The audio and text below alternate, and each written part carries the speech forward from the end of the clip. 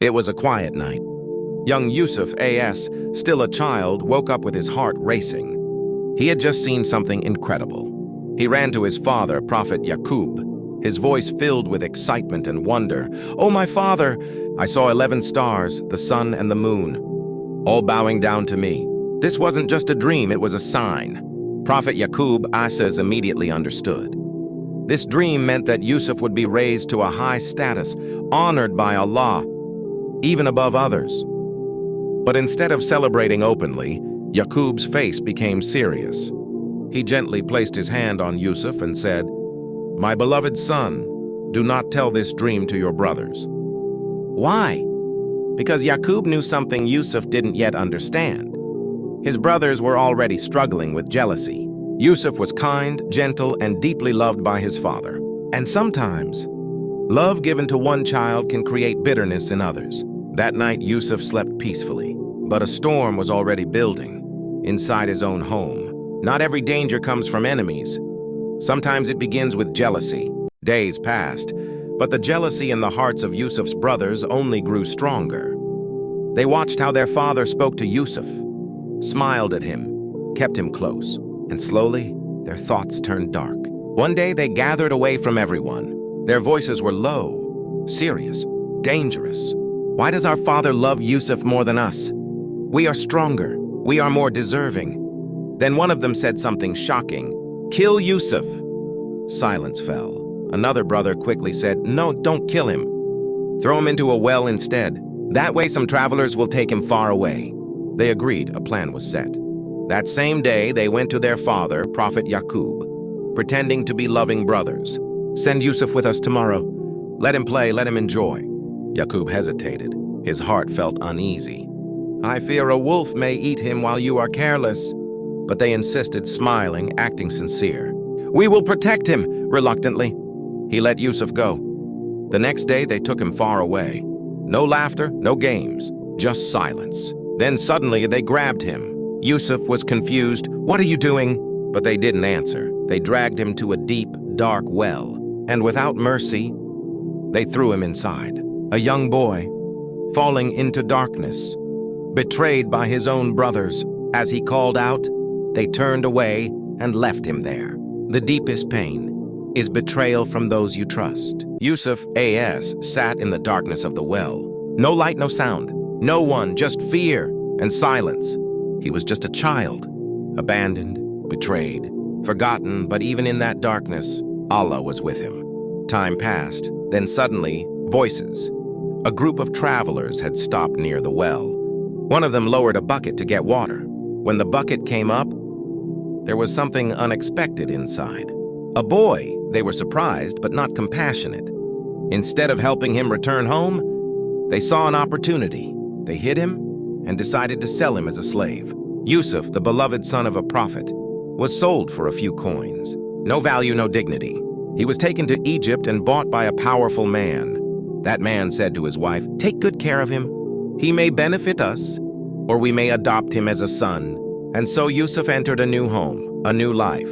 But the pain of betrayal still lived in his heart. Even when people abandon you, Allah is still planning your future. Years passed. Yusuf grew into a young man, known for his beauty, character, and purity.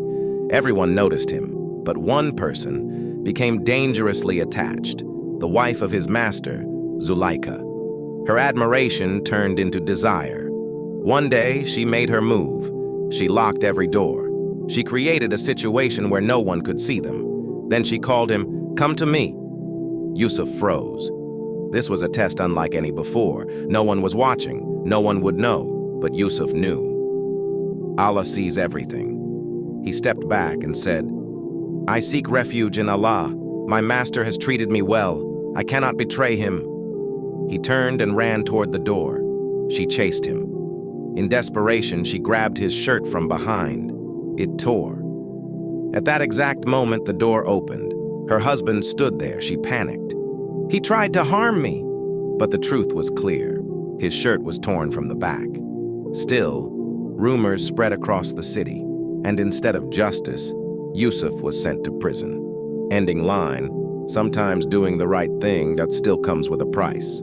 Prison was cold, lonely, unfair. Yusuf had done nothing wrong, yet he was locked away. Years passed, but he didn't lose faith. He didn't become angry. Instead, he became a source of al-khair, good, for others. Two prisoners came to him with dreams. Yusuf didn't just interpret them. He reminded them about Allah. Worship Allah alone. That is better. He gave them the correct meanings. And everything happened exactly as he said. One of them was freed. Yusuf asked him, "Mention me to the king."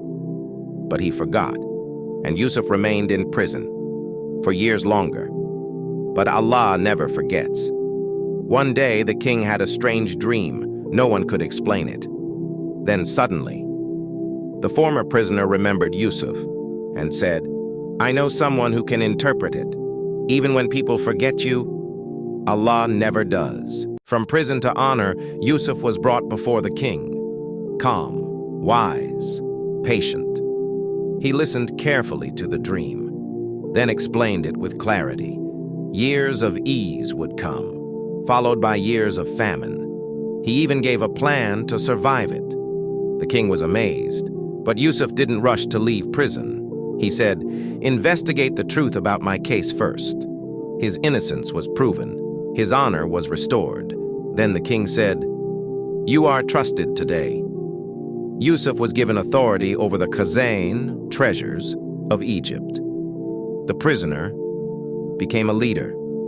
Years later, during the famine, people came from far lands seeking food, and among them, his brothers, the same ones who threw him into a well.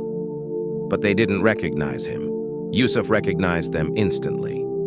But he stayed silent, not for revenge, but for something greater. Ending line: Allah can raise you in ways no one expects. The reunion and forgiveness. After a series of events, Yusuf finally revealed the truth. "I am Yusuf." His brothers froze. Shock, fear, regret. They remembered everything they had done. They expected anger, punishment, revenge. But instead, Yusuf said, "No blame upon you today. May Allah forgive you. No anger, no revenge, only mercy." Later, he reunited with his father, Prophet Yaqub. After years of grief and tears, they embraced again. And the dream from his childhood, it came true. Ending line: Allah's plan is always perfect, even when it takes years to understand.